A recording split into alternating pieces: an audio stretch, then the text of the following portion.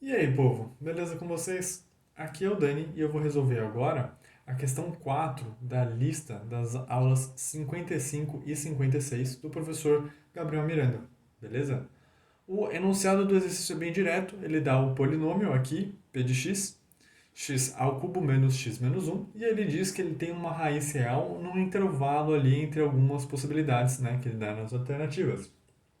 A gente tem que descobrir qual é o intervalo certo, entre se é 0, 1, ou 1 e 2, 2 e 3, por aí vai, até 4 e 5. Bom, o que acontece? Esse polinômio, ele é um polinômio bem feio, né? As raízes dele tem uma raiz real, duas raízes imaginárias, isso a gente não sabe, eu só estou dando esse spoiler, digamos assim, do exercício.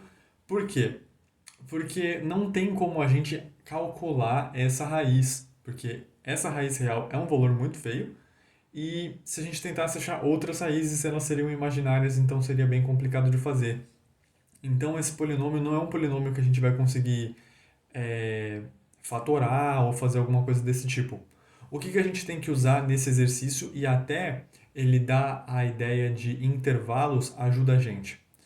O que a gente tem que lembrar é que os polinômios eles são funções contínuas. Né? Esse é um termo matemático bonito para dizer que basicamente ele não vai pular de um lugar para o outro do nada. Ele sempre vai numa linha que, digamos assim, nunca sai do papel. Então, se em algum momento eu tenho um valor, eu substituo um valor no p de x e dá um resultado negativo, depois eu substituo um valor e dá um resultado positivo, obrigatoriamente ele teve que ter passado pelo zero em algum momento. Isso faz sentido? Né? Se eu estou acompanhando aqui, o lápis não saiu do papel, então se eu estava aqui embaixo em algum momento, depois apareci lá em cima, eu tenho certeza que eu tive que passar pelo zero. Então, se eu passei pelo zero, eu tenho uma raiz. Essa é a ideia do exercício. A gente vai substituindo os valores dos intervalos até achar dois intervalos que têm sinais diferentes. Porque se tem sinais diferentes, quer dizer que eu tive que passar pelo eixo x em algum momento para poder trocar o sinal, e se eu passei pelo eixo x, eu achei a raiz. Então, se a gente substituir o p de zero, a gente acha menos um direto. Se a gente substituir o p de um aqui também, a gente tem menos um, certo? Coloquei aqui no gráfico só para a gente ter mais ou menos uma noção. E aí coloquei, substituí o p de 2 na equação e já achei 5. Então, se o p de 1 está dando menos um aqui embaixo e o p de 2 está dando 5 lá em cima, então obrigatoriamente a gente passou aqui no meio por uma raiz.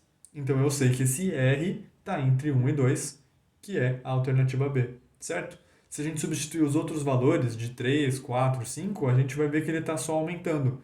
Então essa equação está subindo lá e não vai ter mais raiz para aquele lado. Assim como também, se a gente for pegando valores menores do que menos um, a gente vai ver que está descendo e aí também não tem outras raízes para trás do zero, né, que seriam essas raízes imaginárias que estariam aqui em algum lugar. A gente não tem exatamente certeza onde no eixo, na, no plano cartesiano dos reais. Tudo bem? Então a ideia sempre é, se a gente tem sinais diferentes, com certeza no meio, né, sinais diferentes para o valor de y, com certeza entre esses valores de x que geraram esses y diferentes, a gente tem uma raiz. Tudo bem?